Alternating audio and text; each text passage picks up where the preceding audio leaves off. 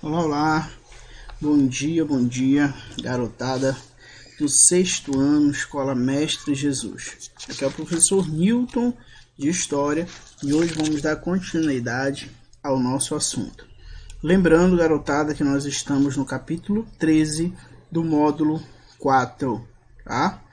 Feudalismo. Então nós já falamos aí sobre o que foi o sistema feudal, conversamos sobre como era a organização política, econômica no feudo, né?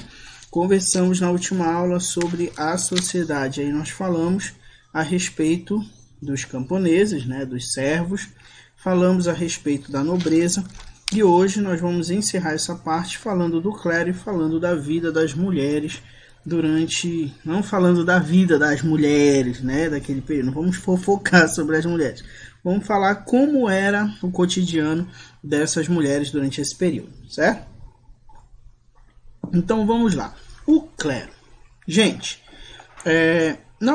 na última aula com que a gente conversou, deu para vocês entenderem, né, que quem sustentava a sociedade feudal, todo o sustento aí da sociedade feudal era garantido pelo trabalho da terceira ordem, né, do terceiro grupo, no caso, os camponeses. Lembro lá da pirâmide social que eu mostrei para vocês, né?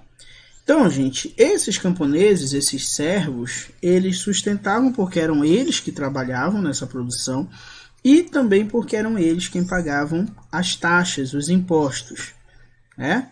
Só que, apesar deles sustentarem essa sociedade feudal, o poder não era deles. Tá? O poder de comando, o poder de governo, o poder de influência, não era desses servos. Tá? O poder aí estava nas mãos do clero e da nobreza.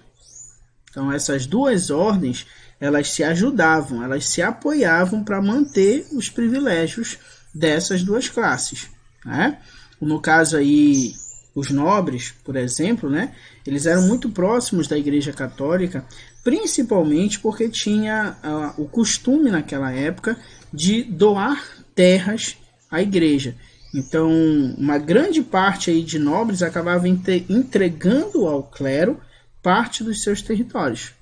Os cavaleiros também serviam de proteção da Igreja. Então, essas duas classes é como se elas fossem ali amigas, e elas se ajudam para manter-se no domínio dessa sociedade, para manter-se no topo da pirâmide. No caso, o topo era o clero e abaixo a nobreza, certo? A Igreja Católica em si, naquele período também, gente, lembra que o poder estava descentralizado, né? Cada feudo tinha o seu senhor feudal que governava aquelas terras. Por isso que a gente fala de poder descentralizado. Também já havia explicado isso para vocês. Mas olha só a função da Igreja Católica naquele período. O senhor feudal tinha o poder local.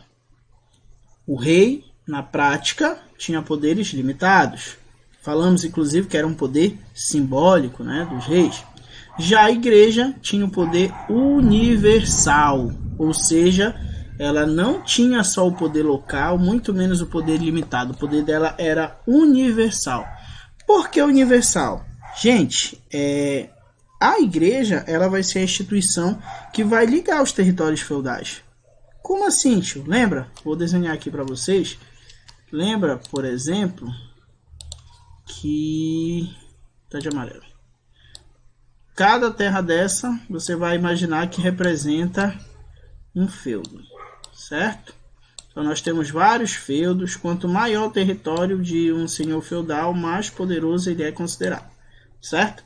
Então cada território desse tem um senhor feudal que manda, né, aqui na sua região. Porém, tudo isso aqui pertence a um reino, e esse reino pertence a um rei. Então, olha o que ele diz, ó, o senhor feudal tinha poder local, ou seja, ele manda no seu feudo.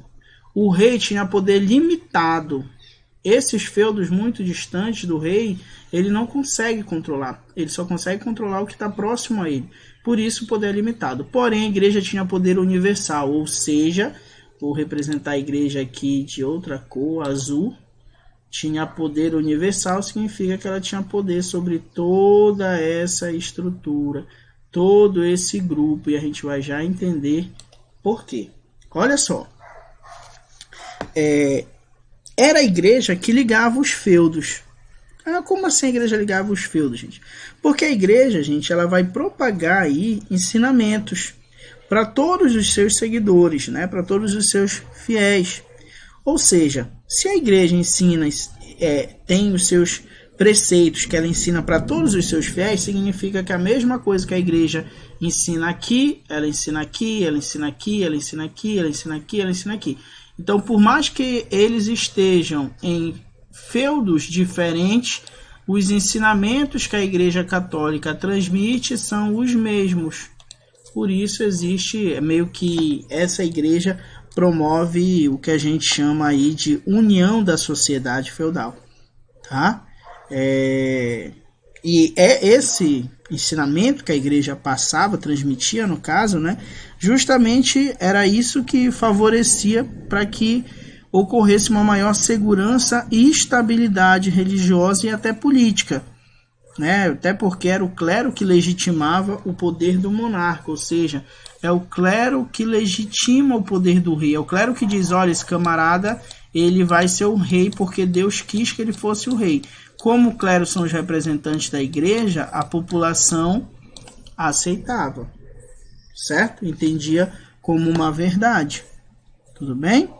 No caso aí, gente, segundo a crença aí, a posição do indivíduo na sociedade era determinada, como eu disse para vocês, no nascimento, tá? Ou seja, Deus escolhia aqueles que seriam servos, aqueles que seriam nobres, aqueles que seriam...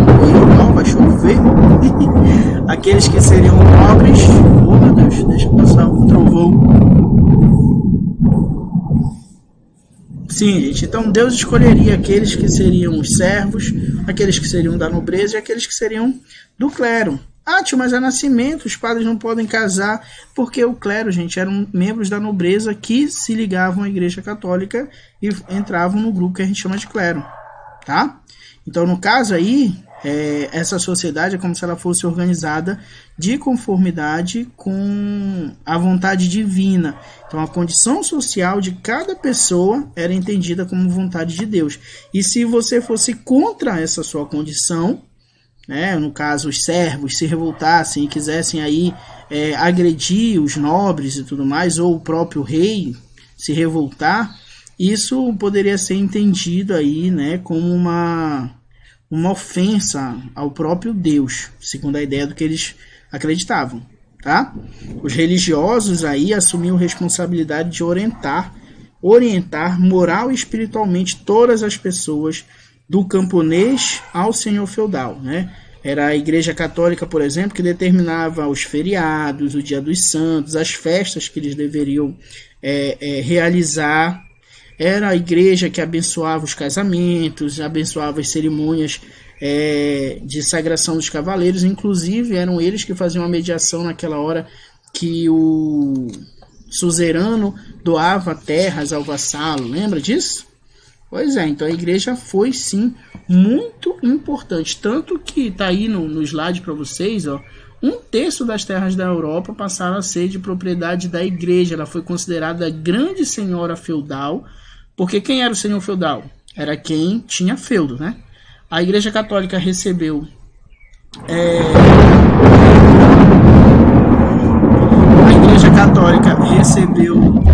tantas terras de outros nobres que ela foi considerada a grande senhora feudal, certo? Então olha só, e quem é que doava essas terras?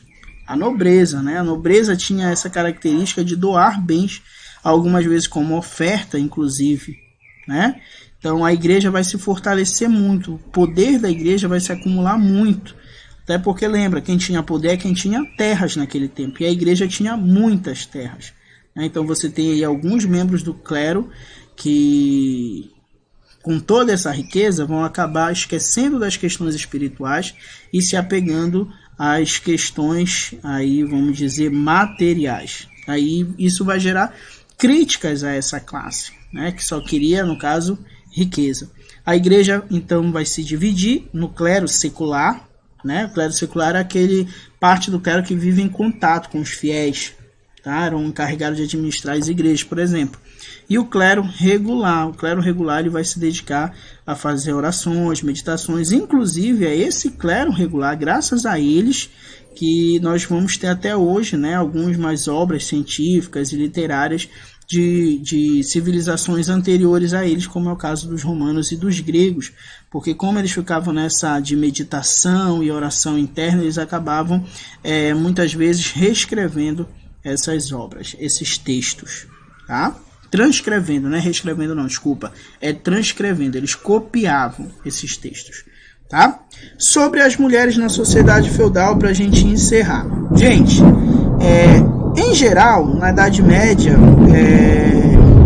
as mulheres eram consideradas inferiores aos homens, mas elas podiam exercer algumas funções, por exemplo, na área da política, em relação à produção agrícola, tá? As mulheres adultas aí, elas realizavam várias tarefas, algumas atribuídas à esposa, como cuidar dos filhos, cuidar da casa, tá? Mas elas podiam também trabalhar no campo, trabalhar nas oficinas, certo? Em várias, e tinham outras que tinham função de liderança, né? Como era o caso das rainhas. As mulheres nobres, elas recebiam uma educação diferente, tá, dos homens da nobreza, tá? As meninas, elas aprendiam a ler, escrever e até conheciam um pouco de história. Elas eram ensinadas e orientadas a bordar, pintar, costurar, ou seja, a fazeres mais ligados à casa, né? Ao meio doméstico. Na ausência do marido, quando essas eram casadas, elas que ficavam responsáveis pela administração do feudo. Por exemplo, o marido foi para a guerra, né? O marido é um cavaleiro, foi para a guerra. Eram essas mulheres que cuidavam aí da organização do trabalho dentro do feudo, da cobrança de impostos, tá? Um grupo considerável aí de mulheres optava pelo que a gente chama de vida religiosa, né? Onde as mulheres, algumas vezes até por orientação da família, iam viver em reclusão, em mosteiros ou conventos para virar freiras, né? Já as camponesas já era uma realidade diferente, né? Elas não tinham acesso à educação. Essas mulheres que eu falei há pouco da educação eram as ligadas à nobreza, tá? Já as mulheres camponesas, elas não têm acesso a essa educação e elas precisam trabalhar desde muito cedo para ajudar a família, né? Trabalhavam nas oficinas, trabalhavam em atividade de artesanato, produção de alimentos, cuidavam das crianças. O fato é, gente, que em todas as classes sociais, né, o casamento, ou seja, na classe dos camponeses e na classe dos nobres, o casamento ele era arranjado pelos pais, tá? Ou, se não pelos pais, pelo homem aí que tivesse mais influência na família. No caso dos nobres, esse casamento tinha a ver com aliança, para tentar ampliar territórios de riqueza. Por exemplo, aqui, ó, esse senhor feudal tem uma filha, esse senhor feudal tem um filho, eles decidem casar os dois para promover uma aliança, uma paz entre os dois feudos, que quando morrer os seus pais, o que é que vai acontecer? Os feudos vão acabar, eles são hereditários, eles podem acabar se unindo em um único feudo, em um único território. Por isso que eu coloquei aqui para vocês que os casamentos eles arranjados e, de certa forma, era uma espécie de aliança entre nobres, tá? As mulheres que, digamos assim, não se encaixavam nesses parâmetros da sociedade feudal, o que era encaixar nos parâmetros da sociedade feudal? Eram ser mulheres religiosas e adultas. Se elas não fossem casadas, elas teriam que ser freiras, né? Seriam ligadas à Igreja Católica, ao clero. Então, as mulheres que não casavam nem eram religiosas, gente, elas eram vistas com certa desconfiança. E aí, quando acontecia períodos de epidemias, crise, fome, guerras, essas mulheres acabavam sendo acusadas de feitiçaria e era colocado nelas as culpas desses problemas. Outro jeito de justificar esses problemas, né, essas crises, era dizer que era uma penalidade de Deus, que Deus estava chateado porque alguém estava praticando magia negra ali, e aí, mais uma vez, essas mulheres que não estavam de conformidade com com esses preceitos da sociedade feudal eram culpadas, muitas vezes presas e condenadas à morte, né, como bruxas, certo? Queridos, o que nós tínhamos para conversar hoje era isso.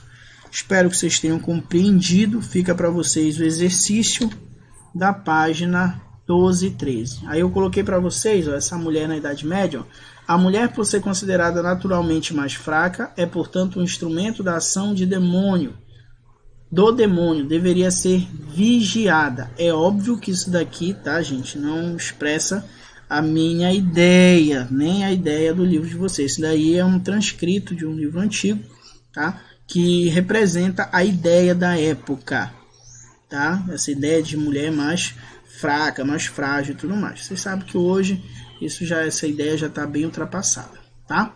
Aqui embaixo, ó, a submissão das mulheres era considerada absolutamente normal, e aquela que não fosse submissa, lembra que acontecia com as mulheres que não se encaixavam nesse sistema de submissão, né, de casar, de ser religiosa, essas eram as acusadas de bruxaria, certo?